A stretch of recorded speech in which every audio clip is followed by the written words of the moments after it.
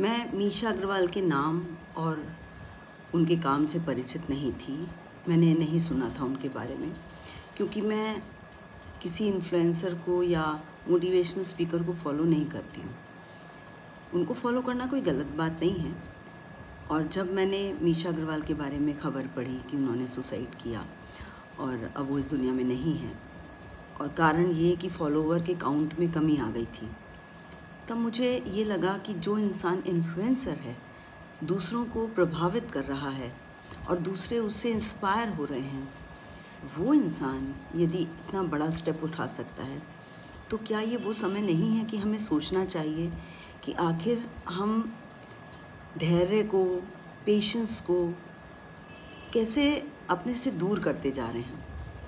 अपने बारे में या अपनी उम्र के उन लोगों के बारे में मुझे एक बात ये सही लगती है कि हम उस दौर से हैं जिस दौर में हमारे पास हाथों में मोबाइल नहीं थे और टाइम लिमिट के अंदर सब चीज़ें हमारे घर में आने की कोई संभावना नहीं थी। चाहे वो ज़ोमैटो हो, स्विगी हो, या कैब बुक कर लीजिए, ओला हो, ऊबर हो, या इंटरनेट की सारी बुकिंग्स कर लीजिए, घर बैठे टिकट बुक कर लीजिए, या फिर ब्लिंकिट, आप पलक झपकाइए और आपके पास सामान हाजिर। तो इससे जो भी आर्टिकल्स मैंने पढ़े वो ये बताते हैं कि ये हमारे लिए एक रोग की तरह हो गए हैं, क्योंकि हम लंबी लाइनों में लगकर अपना काम करवाने का पेशेंस ख़त्म कर चुके हैं।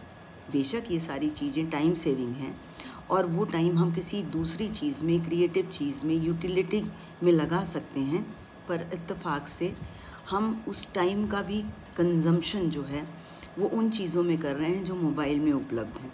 यानी अगर हमने घर में कुछ ऑर्डर कर दिया खाने के लिए, तो हम उतनी देर में कोई क्रिएटिव काम नहीं कर रहे हैं, हम उतनी देर में रील्स देख रहे हैं और या फिर किसी को ट्रोल कर रहे हैं। मुझे ये नहीं पता था कि ट्रोलिंग में क्या क्या लिखा जाता है। अक्सर मैंने न्यूज़ में पढ़ा है उसको ट्रोल किया गया, उसके बारे में ऐसे कमेंट किए गए। पिछले दिनों मैंने 10th और 12th के रिज़ल्ट के बाद एक आध दो वीडियो बच्चों के लिए डाली, तो मुझे ट्रोल किया गया।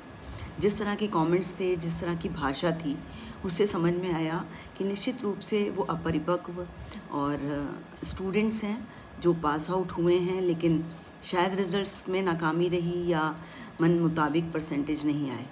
तो ये उनके तरीके हैं मुझे ट्रोल करने के। मुझे बुरा नहीं लगा, क्योंकि बल्कि मुझे सहानुभूति होती है ऐसे लोगों से जो एक लेवल तक पढ़ाई करने के बाद भी अपना मानसिक संतुलन नहीं बना पाते, यानी उनमें वो मैच्योरिटी नहीं आती जो हमें उम्र दर उम्र आनी चाहिए और हमारी बातों में, हमारे व्यवहार में वो झलकनी चाहिए। आज का युवा अधैर्य या अधीर तो हो ही गया है, साथ ही साथ वो जिम्मेदारी लेने से भी बचने लगा है। अपने कम परसेंटेज की जिम्मेदारी वो खुद नहीं लेते, वो दूसरों के ऊपर डाल देते हैं, स्कूल्स के ऊपर डाल देते हैं। लेकिन जब भी मैं स्कूल से जुड़े लोगों से बात करती हूँ तो अक्सर सुनने में आता है कि बड़ी क्लासेस के बच्चे स्कूल में आते ही कम हैं, लेकिन तुर्रा ये कि स्कूल ने हमारे साथ ऐसा किया। मैं कोई एलिगेशन नहीं लगा रही हूँ। हर एक चीज़ का एक दौर होता है और जिस तरह की हवा चल रही होती है, लोग उसी तरह का एटीट्यूड अडॉप्ट कर लेते हैं और फिर वो ट्रेंड बन जाता है। तो मुझे बस ये दुख भी हुआ और बहुत सहानुभूति है मीशा अग्रवाल के पेरेंट्स के साथ, जिनने अपना एक अच्छा सा कैरियर बनाया था। फॉलोवर से लोग उन्हें सुनते थे, बड़ी बेबाकी से वो अपनी बात भी रखती थी।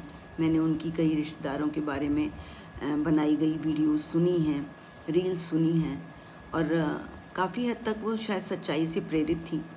पर उसके बाद भी अगर वो पेशेंस ही नहीं है जो ज़िंदगी में आगे बढ़ने के लिए हमें चाहिए, जो किसी भी तरह की सफलता हासिल करने के लिए और उतार चढ़ाव को सहन करने के लिए हमारे अंदर होनी चाहिए, अगर वो नहीं है तो हम बहुत दिनों तक इंतज़ार नहीं करते और हमेशा जितना गहरे उतरते हैं उतने ही ज़्यादा समुद्र से मोती मिलने के चांसेस होते हैं। और गहरे उतरने के लिए हमेशा पेशेंस की ज़रूरत होती है।